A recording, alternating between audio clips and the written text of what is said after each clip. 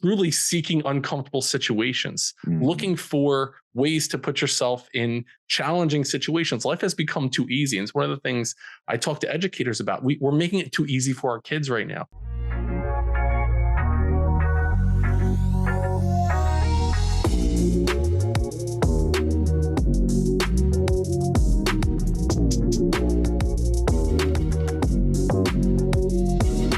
Let's impact some men today. I think we're going to do a great job.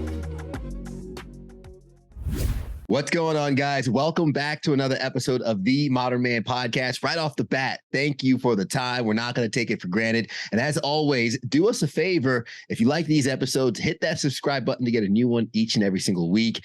Of course, leave us a rating to let us know how we're doing. And the biggest favor you can give us is sharing this with a friend that you know you can get some value with and someone that can get some value from it, because we are on a mission and on a vision of connecting men in pursuit of their potential. We do that by embracing discomfort, cultivating community, and putting wind in each other's sails. I'm excited to get some wind in our sails today. We have Dennis Morolda out of New Jersey joining us this morning, founder and CEO of Building Men.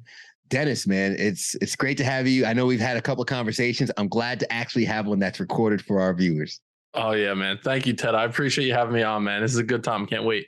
Yeah, absolutely. And I want to make sure that you have an opportunity to chat with the audience yourself, introduce who you are, tell them a little bit about your backstory, and we can kind of jump into how Building Men, the podcast, it came about, and the work that you do came about, and then kind of everything intertwined around that.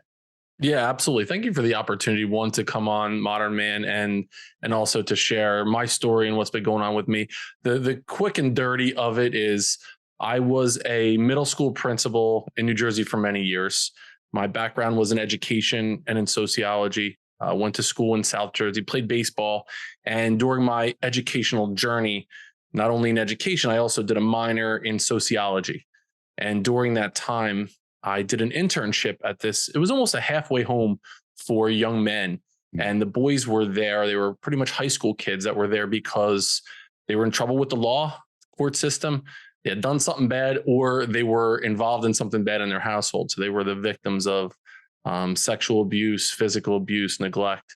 And I basically was their counselor as an intern. And I also got a job as a van driver. So I would go to school in college, up until 2 or 3 o'clock. And then I would go pick up this van and drive around South Jersey into some pretty rough areas, picking kids up. So this way they had some place to go after school. And I really valued this one connection that I was able to establish with these boys. And two, I saw the value in the community that they were establishing with one another. And they were the victims of a lot of tough stuff going on. And I saw them leaning into these vulnerable conversations and how it really impacted them as human beings as they were growing and starting to heal from a lot of the things that they had been through. Now, fast forward, I taught in Central New Jersey. My third day teaching in Central Jersey was 9/11, September 11th of 2001. So I, as a teacher, was impacted with kids in my school being impacted by family members perishing in the World Trade Center attacks. So that was how I started off my education career, and went back quickly, got my master's degree, and wanted to become a school leader. So I got my master's in educational leadership, started as an assistant principal in 2005. And right away, Ted, I saw all the issues that I was dealing with were with the boys in the school. Yeah. You name it, I was dealing with it. It was them coming to school late, not coming, getting in trouble, getting in fights, getting tossed from class for being disrespectful. The stupid stuff that we might have done when we were in that age group. These were the kids that I was seeing on a regular basis. But I really appreciated their backstory. From experience, I knew that it wasn't just they were just trying to be a-holes in the class. Not sure if I could curse on the show, but they were. But I recognized they were trying to get some kind of a need met. There was something that they weren't able to get met, and they were pushing back in a lot of these different ways. So I decided to establish a community for these boys. So I started a boys group called Building Men, and we met once a week. And I had almost every boy in the school part of this group, and so I ran like 10 different groups of 25 boys, and it was really, really powerful. Yeah. It started off with them telling me what they thought a man was. And it was probably you would envision as well, like when you were growing up, they thought it was the bigger, faster, stronger, the like physically dominating. The guy had to have a six pack. Yeah. You know, he had to have gigantic muscles. A lot of them said he had to have a beard and wear leather and ride a motorcycle and have tattoos. That meant that you were a better man. So it was like physical dominance. Then they thought it was sexual conquest. How many girls can you bang and how hot are the girls that you're banging? That meant that you were a better man. And I remember saying that in high school, dude, he is the man. Did you see Sasha? You see what? Like, you see what she's wearing? Like the hotness of the girls that the guys were with. And then finally it was about the economic like dominance, like how much money they can make. And it was the accumulation of stuff. So it was the professional athlete slash like, you know, rock star, rap star kind of lifestyle that they thought was really that they wanted to embrace. And I said, listen, those are all things that could be taken away from you potentially.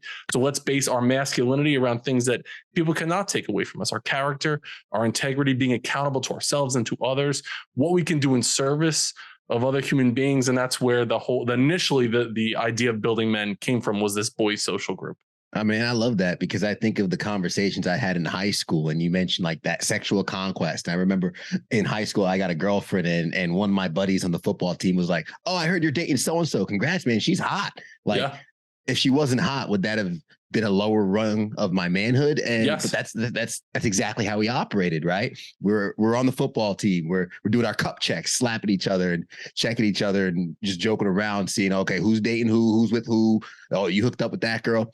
And it was, you know, hindsight being 2020, it was just so shallow and superficial at the time, right? Growing up, I remember I wanted a job where I could wear a suit every day because I thought it would mean that I was making a lot of money.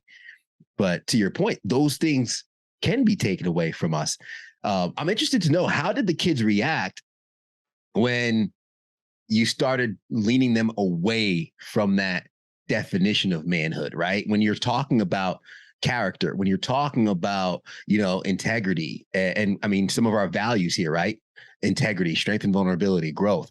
Those are some things that we kind of stand on. But I imagine as a young kid, it's not always an easy sell.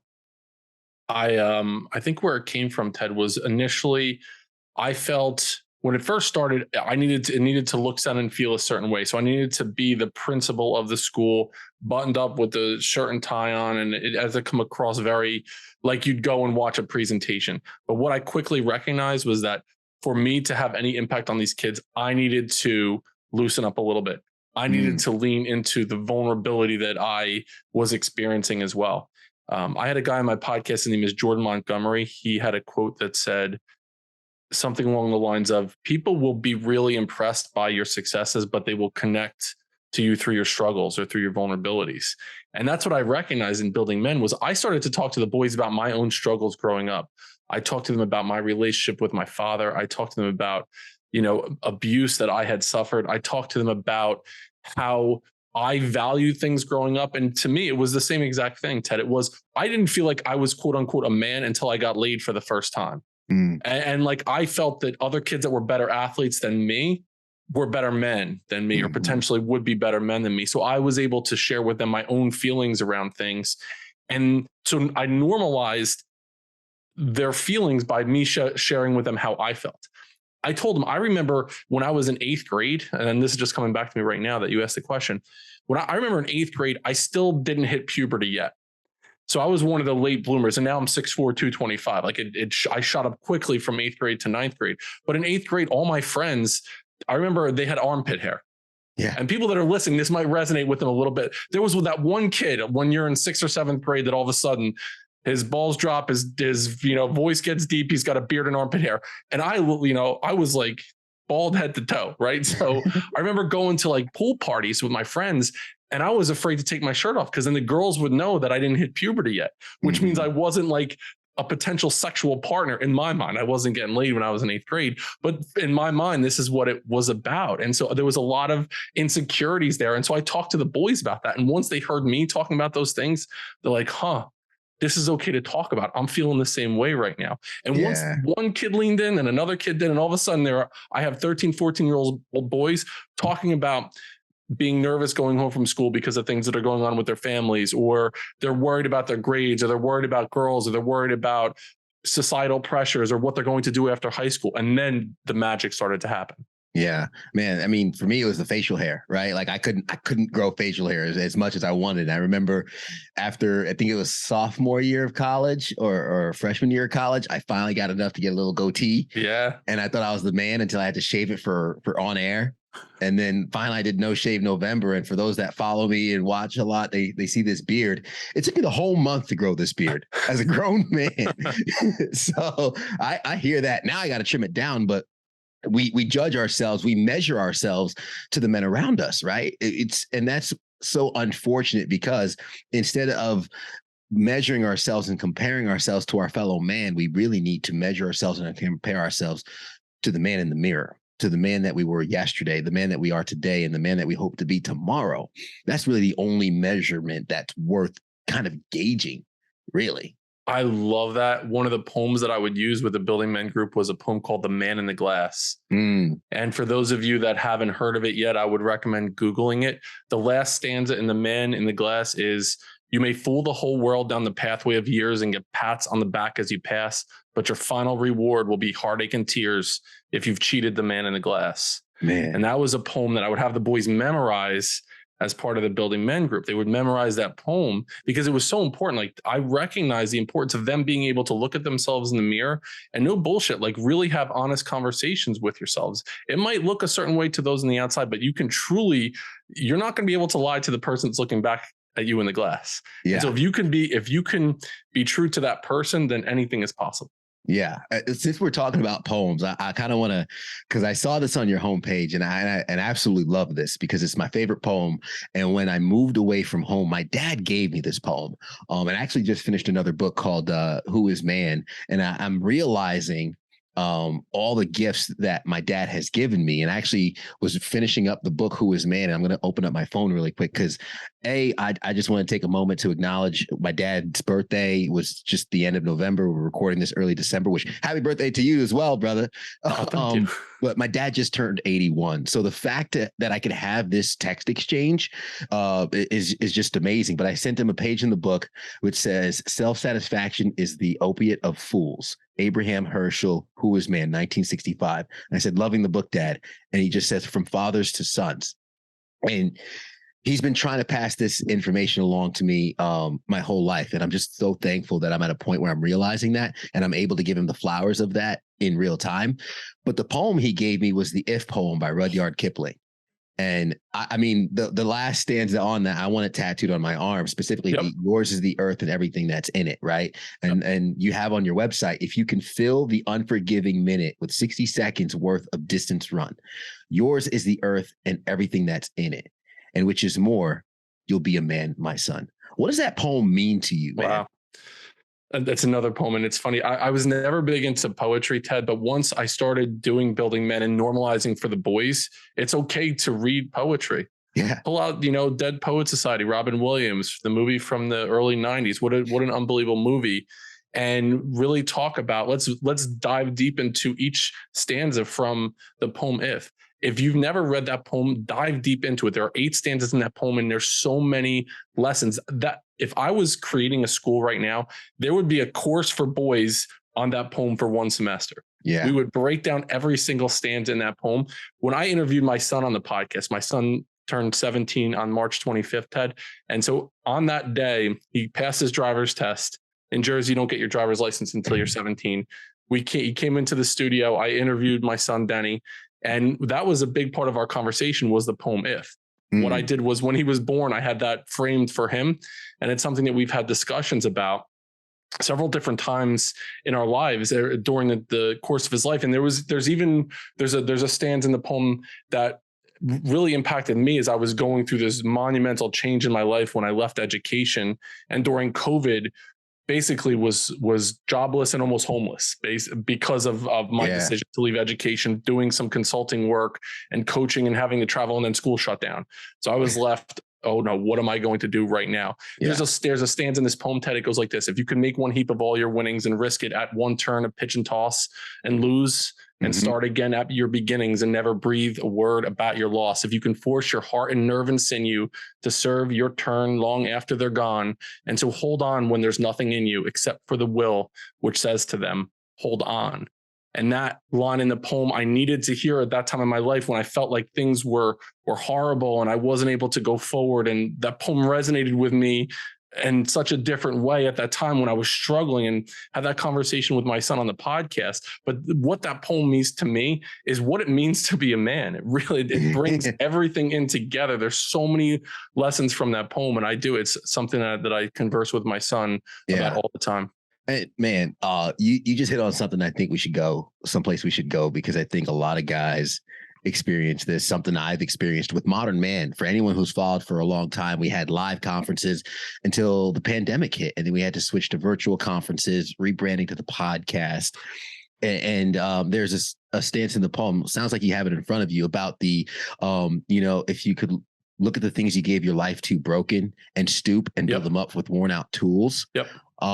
Man, let's talk to the guys really quick about what that process was like starting over, because, we can put our lives into something. We put our heart and souls into something, for you, digging so deep through teaching and even accomplishing that, becoming an education leader, to shifting with this passion of yours, building men, and to be in a position where it looks like, oh crap. Right. I went through it with my career when I left weather and went into anchoring and had a rough 6 months on picking that up. I was like, oh crap. Right. And then shifting the podcast with Modern Man. Oh crap. How do you handle that? How do you adjust? And I mean, I know that the If poem was huge for you in that moment, but I guess talk a little bit more on how you cope through those times and how you built up with those worn out tools, man. Right. So for me, I left education in 2019 after being a principal for more than a decade. And one of the reasons I left was because I was told by a superintendent and board of education that no more of this building men stuff, no more social groups. You need to work on our test scores, our standardized test scores. We need to raise our test scores. No more of this touchy-feely stuff with groups. Get in the classroom, look at the curriculum. And I was like, I can't do it anymore. At the time I was married, Ted, this is 2019. And so from that point on, I started working as a coach and a consultant for educators, talking to them about building community, engaging kids, like the real stuff that they need to learn. How do you proactively manage behavior? How do you talk to kids? How do you get the most out of them, inspire them? Like, what are the real lessons you need to teach kids? And it was going really, really well up until the year 2020. And as it impacted many people, it impacted me. So I went through, at the time, a separation, which led to a divorce. And so in March of 2020, I'm separated. And in the process of the divorce, and school shut down. So with the divorce proceedings, it was based on my salary as, a school principal, leader, and as a consultant and a coach. So I'm going into a divorce. And for a period of about 3 months, I had zero salary. I was making no money, but my divorce was already signed in a way where I was locked into child support and everything. So there was a time, it was, I want to say April, May of 2020, where I was at It's a Wonderful Lifetime right now. I was George Bailey on the bridge in the beginning of the movie, thinking like, why would my kids be better without me? Would my kids be better with a $1 million life insurance policy rather than having this dad who can't even pay his bills next month because he doesn't know how he's going to do it? I couldn't get back into education because I just left like 8 or 9 months ago. So I wasn't a marketable commodity as a principal anymore. I really didn't know what to do. And that was the moment where I decided, all right, I'm going to do something with building men. This was my life's passion when I was a principal. I'm going to dust the book off the shelf and take a look at it. And is there something that I might be able to do with it? And hopefully with my passion about it, the stars will align for me. At the same time, I was a physical mess, Ted. I had put on a ton of weight during COVID. I was eating horribly. I was drinking every single day. I was watching pornography every single day. It was basically my level of intimacy that I was lacking in my life. So you name every bad habit that probably the people that are listening, you're telling them to get rid of in their life. I was doing all that stuff. Yeah. Everything I was doing wrong. And for me, my younger brother was a big spark. He was a big catalyst for me in my journey. It started with physical fitness. So that's how I started the process, was by taking a step further. And it went from in May, June of 2020, I couldn't do one pull-up. I could not do one pull-up. And I remember being at the gym with my brother in the morning, and it was like 5 a.m. and he's like, all right, get on the on the pull-up bar and do a pull-up. And I couldn't do one. So he did like a band assisted pull-up for me. And I'll tell you that I couldn't even use we had to go to like whatever the level band is that can shoot a rocket to Mars, because I couldn't pull myself up. And it went from that to the consistency, habits that I was putting in place on a regular basis. I went from that. I wound up losing like 40 pounds over the next 3 or 4 months. And by September that year, I did a Murph. And so the Murph is nice. A run, 100 pull-ups, 200 push-ups, 300 squats, another mile run. And I've been doing a Murph every single month since I was able to do my first. So that's been something that I was able to accomplish, where at one point in my life, I couldn't do one pull-up. And then now I'm able to do stuff like that again. Yeah, man, that's amazing. And I want people to know what just happened, because like that arc you just gave, it's almost like the hero's arc, right? You look at someone like, a lot of the guys watching are probably familiar with Batman, the series with the Dark Knight and the Dark Knight Rises or whatnot. But in Batman Begins, when he goes to that dark place, he goes away from home and has to be transformed. And unfortunately, there's sometimes these catalysts that transform us. And when we go through that, the biggest thing I heard when you were saying that, man, was grace. Giving ourselves grace, because you're not alone in that experience. And I know what it's like, where honestly, when I was single, and I remember when I just moved and I was going out, partying, pursuing women, watching pornography, drinking, all that. The hardest thing of getting out of that, when my one buddy Charles, he started getting me out to the gym. I could barely bench press the bar. Now that today I'm doing 225 off my chest. Yep. But the biggest thing was another friend of mine says, Ted, you need to let that shit go, bro. Like, you need to forgive yourself, right? Like, so we hold on to this shame. We hold on to this picture of who we think we are, right? Or who we are in the mirror, because I'm pretty sure, Dennis, the moment you decided to change, when you started working on doing those pull-ups and everything, your mindset and your mentality was different than what Dennis on the outside was. Oh, 100%. And I really stopped worrying about what people thought of me. I was so concerned about that for such a long time. And I was living inauthentically for many, many years. I was talking to the boys about things that they should be doing, but I wasn't doing those things myself. It took that moment. I remember I took a before picture, and you want to do something scary, like commit to yourself that you're taking the before picture.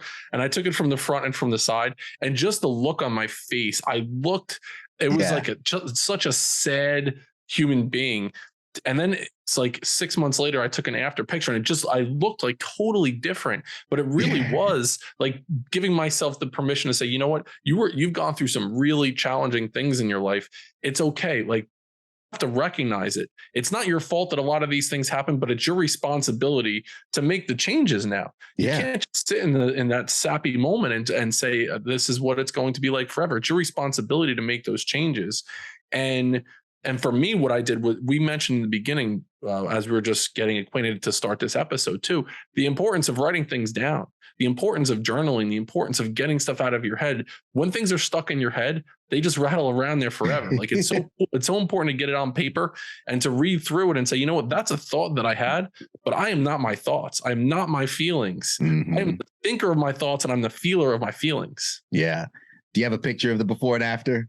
I do. You have an accessible, because I did the same thing, where this was, and for folks that are watching on YouTube, you can see they called it the Gucci Ted when I was a little thick. But my friend had to pull that up, crop it of me, send it to me, and that's what started me going to the gym. He literally sent that to me, and what you can't see in that picture is there's a beer in my hand, right? And I'm at the lake, I'm thinking I'm having a good time, and he's like, we need to start working out, when he sent that to me. And literally, that was the start of what changed it for me, was when a friend came out and said, man, what are you doing? What are you doing? And that's the thing, like having someone hold that mirror up to us, hold on 1 second. I don't know if you could see this here. I have there's one, and then I have another one, bro. And then here's the side view of it. Yeah. Man, good work, man. Two totally different people. And the tattoo is there, so you can see it's me. Yeah. But it just wasn't, I don't recognize that person. I look back, I'm like, who the hell was that guy? But Yeah. it wasn't just the physical weight that I was carrying. There was so much emotional weight that I was carrying that I needed to get in touch with myself again before I could start shedding all of the weight together. Mm. Another concept I think we're touching on a lot. You mentioned, for you, it was your brother. For me, it was my buddy Charles, my other friend, who said, man, let that go. And you even mentioned it earlier when you were working with the boys, and when you were seeing the boys who went through the trauma, how they started being vulnerable with each other and pouring into each other. How did that community, and how important is that community? Kind of what we're doing here with the Modern Man, what you're doing with Building Men, building that community. How important is that for our growth, our course correction? Because I feel like we all have blind spots, right? We all operate at times inauthentically, but it's not unless we're willing to have some people close enough to us to know us, to call us out on our BS. 100% agree with that. It's that accountability piece that we need. I think that we need three men in our lives, Ted. There's the man who is the mentor for us. He's the guy that he's the dad from Boys in the Hood. Mm-hmm. You know, he's the one. He's the Obi-Wan Kenobi. He's the Dumbledore. He's that guy that is the mentor that has gone through it, that can impart his knowledge, his wisdom, his experience on us. We need the men in our lives as a second man, or men, people that are going through the trenches with us, that are there, that are going through the battles, that are experiencing the same thing. So like, I consider you a part of that tribe. Like we're professionals that are trying to do the right thing. We're trying to start movements where we're finding successes, but we're also finding failures. We're struggling with a lot of things we're doing. So being able to have other men in this spot with you that are like, man, I had a really tough day today. I thought this was going right and it wasn't, and I'm feeling bad. And for you to be like, yeah, man, like I hear you, that sucks, but let's fucking go. Yeah. So let's get back into it. And then you also need the man in your life that's the mentee. He's the Luke Skywalker. He's the Harry Potter. He's the one that you're going to turn around, reach your hand back and say, let me help you now. Like from my experience, let me help you get to where I am. And then I take another step forward and I will reach my hand back and help you get to this spot. So there is that piece of having those three different men or type of men in our lives, but the people that are going through it with us, for us to look at each other in the eye and hold each other accountable, be there to love each other, but then also help each other keep taking that next step forward. And if we're committed to that, we're not going to let each other fall and fail. We're going to keep pushing each other to that next step. Yeah, man, I love that. And that's so important, having those three aspects. And I call it the rule of threes, the law of threes, someone ahead that you follow, someone with you that you're in the trenches with, and, someone that you can help along the way so that they're farther than you by the time they get to where you are. I'm also interested in how did the boys you were with handle their trauma in terms of when they had that community and they were vulnerable with each other and those vulnerabilities were acknowledged and accepted. How did that I guess mature and grow? Because I mean, I know depends on the group that you're in. When there's sensitivities, there are, but sometimes and you see this a lot in the Army. You see this a lot with men who go through some deep trauma, of almost a joking aspect of it, right? Of making light of the situation, not because it's a light topic, but because it's, I don't want to say a coping mechanism, but it's just, hey, if I equate it to when we're in the gym and I'll crack a joke with my buddy, like, hey man, we might be in pain, we might be suffering, but we can still have fun. Yeah, 100%. And here's the thing, what I would try to do is be as intentional as possible about building community with the group. Community doesn't happen just because we're all in the same space at the same time. There needs to be intentionality behind it especially when you're dealing with young men in that capacity. So what I would do is I would take their 5 developmental needs into consideration. In my opinion, young men have these 5 needs, and we all do in some respect, but the need for autonomy, to feel as though your voice is a part of the space, that your opinion matters, that you can speak your mind, be assertive, to feel competent at things that you're doing. So to feel like you're good at doing whatever it is. So give them opportunities to feel good about themselves, but then also within that, and it's how I end every single podcast and Building Men, go one step further than you thought you could go. I'm a believer in a educational theorist. His name is Lev Vygotsky, and he does this idea, or he has this idea. It's called the Zone of Proximal Development, and it's basically like when we learn the most is when we're stretched beyond a little bit beyond what we thought we were capable of. So it's not something like if it's a second grader, we're not going to teach them calculus. We're going to teach them something that's just a little bit beyond what they thought they can do. So they're not bored and they're not overwhelmed. It's just a little bit further, just that next rung of the ladder. So competency is something big. Having fun. I would normalize fun with the group. So you mentioned being at the gym with your buddies, like we would have fun. There would be some ball busting that went on in the group, and it was a safe space. So what was said there stayed there. And I would tell the kids, the only way anything leaves this room is if I find out that you were either a danger to yourself or to others. Yeah. So in that group, if you said you're going to hurt someone or hurt yourself, that transcends the group. Other than that, what was said there stayed there. The need for relationships and then the need for safety, for them to feel safe in the space. So if I was going into those situations, meeting those 5 needs: autonomy, competence, fun, relationship, safety, I had something there. And by them feeling that safe space, being able to have a good time in what they were doing, but within that good time, there were a lot of deep life lessons that they were learning, little rites of passage that they went through.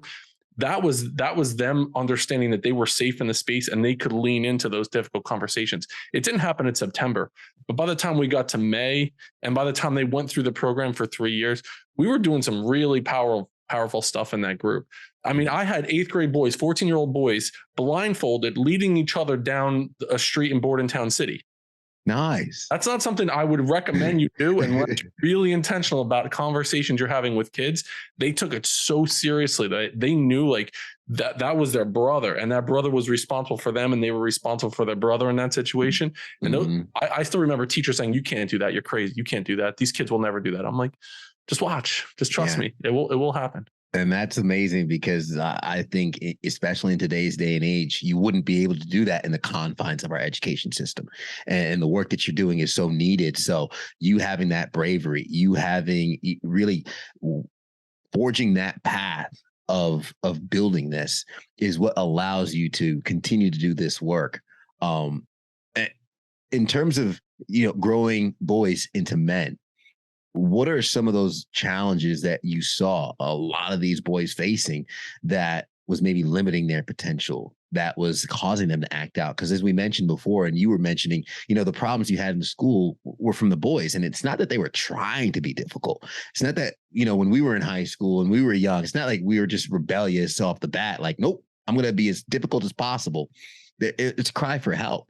What is it that these boys need to help them become men? What I would typically do, Ted, is I would try to line up like characteristics that we would see for boys and then characteristics that we would see for young men that were like embracing their masculinity. We would start with just the idea of reacting versus responding to situations. So you could be very reactionary as something happens, like knee jerk, like angry or sad reaction, or have time to process through and respond after considering whatever it is. So that's one distinction. Like, even men that I work with now, some of the older men, it's as things come up, the desire to fix, like, I got it, or to like a deep desire to hear and to understand.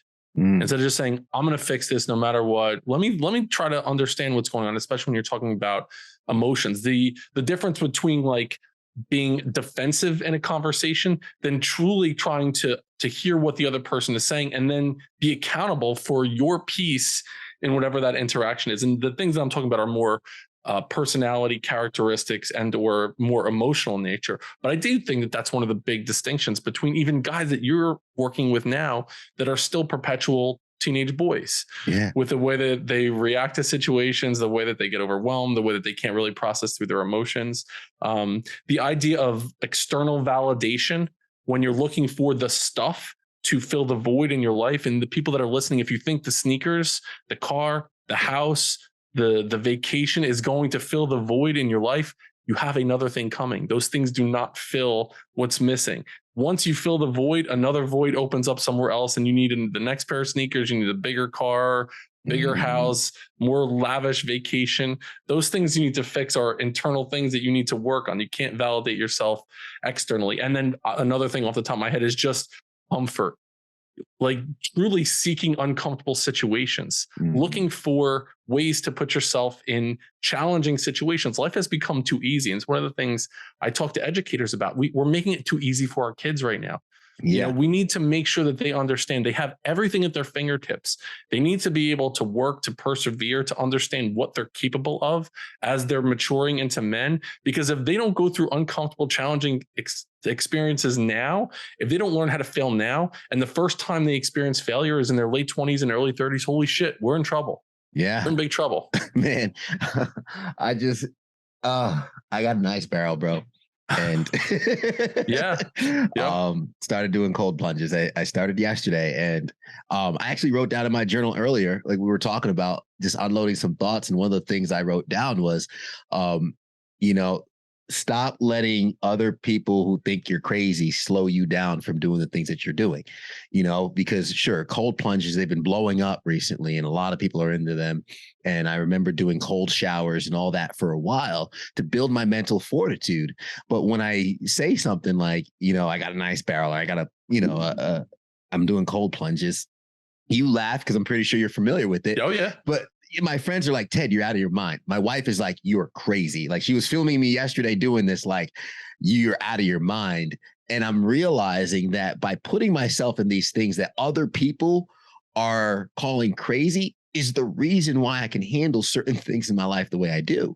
It's because I'm introducing the difficultness into my life. I think I heard Joe Rogan say this on a podcast. He's like, because someone asked how he handled everything with his business and he's talking millions of dollars. They're like, how do you handle it? And he's like, honestly, he said, the workouts I do and the cold plunges and everything, he's like, I introduce so much pain and chaos into my life. Everything else is whatever. Absolutely. There was a guy that I interviewed. You'd love the guy and your listeners would love his book. His name is Akshay Nanavate, and he wrote a book called Fear Vana. The guy's an absolute savage. I interviewed him twice, episode 116 and episode 169. I had him on twice, but basically he talks about the marriage of fear and nirvana and really leaning into pain and suffering well, and constantly looking for opportunities to challenge yourself and put yourself through uncomfortable situations. So much so that my son, who's 17 years old, is doing his college entrance essays. And part of it was he asked me to introduce him to this guy, Akshay Nanavate. He wanted to do his college entrance essays about pain, suffering, and discomfort, and leaning into fear, intentional discomfort. So for me as a dad, it was so cool to watch my son interview this unbelievable human being. If you don't follow him along. It's Fear Vana, Akshay Nanavate. He's going to be the first human being ever in the history of the world, as far as we know, to transverse the continent of Antarctica solo, carrying everything that he has on his back and on a sled in 100 days across the entire continent. And no one has ever done it before. And he's in the process of training. The last time that he went through this training was the first time that I interviewed him. And during the training, he got frostbite so bad on two of his fingers. One of them they had to amputate. So the first time I interviewed him, he has gauze on his ring finger. And the second time it's gone.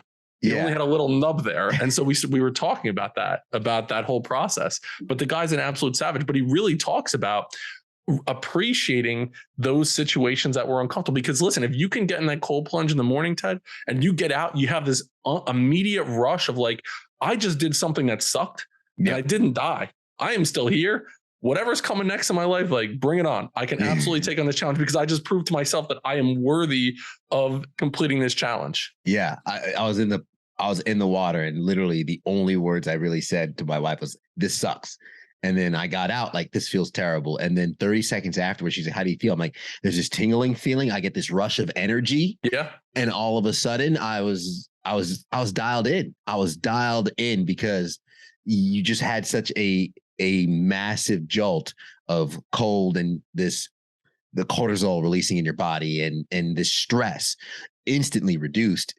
Whatever state of stress you were in before is non-existent because you just put yourself through something extremely difficult. So I said it before on the podcast, the man that you want to be is on the other side of that discomfort that you're avoiding.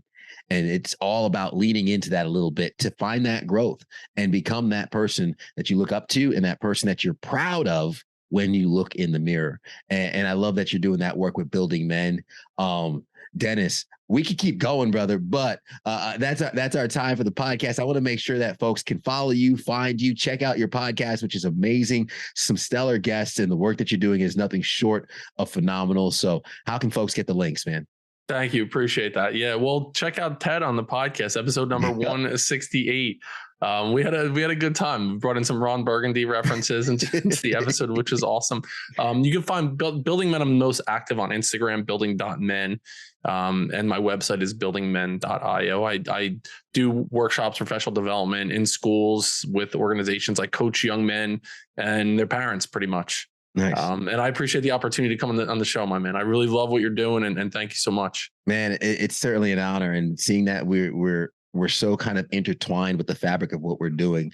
I'm pretty sure this isn't the last time you're going to be on. Love what you're doing, man, and I'm going to continue to put wind in your sails, and we appreciate you putting wind in our sails. I'm going to recap some of the gems that you gave along the way for folks really quick who might have been cleaning, driving, or something, because, man, there were a lot of good things that we touched on. One is, what cannot be taken away. We started with the young kids' definition of manhood being superficial and materialistic things that are all fickle and they're all fragile. We might want the money, but that can change. We might want the cars and the materialistic things that can change. We might want the relationships with the girls that can all change. We should put our measure of masculinity in the things that are intrinsic and within. The man in the glass or the man in the mirror. You could put something out there in the world, but what you're putting in the mirror, what you are putting to yourself is going to be undeniable at the end of the day. And going from one poem to another, the If poem by Rudyard Kipling, in terms of keep going and handling life when you have to start over and pick up those worn out tools and build again, making the changes and taking the responsibility while giving yourself grace, and implementing a community with three kinds of people in your life: a mentor, someone ahead of you, a peer, someone with you in the trenches, and a mentee, someone you could reach back and help and pull them up. And of course, using intentionality when building that community, focusing on those 5 developmental needs, and then focus on responding instead of reacting, hearing to understand, not just hearing to respond. And of course, having life become easy by introducing your own difficultness and your own challenges. Man, this was a great episode. Dennis, thank you again, brother. Thank you to the audience and the viewers for making it to the end. And if you got some value from this, which I'm sure you did, we would really appreciate you sharing this with a friend as we continue to build and connect men in pursuit of their potential. Also, make sure you leave us a rating. Let us know how we're doing. That's the only way we can improve, is when you tell us how we're doing, and hit that subscribe button to get a new episode each and every week to hear from awesome guests like Dennis and others.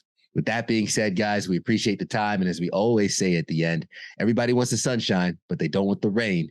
But you can't get the pleasure without first the pain. Let's grow.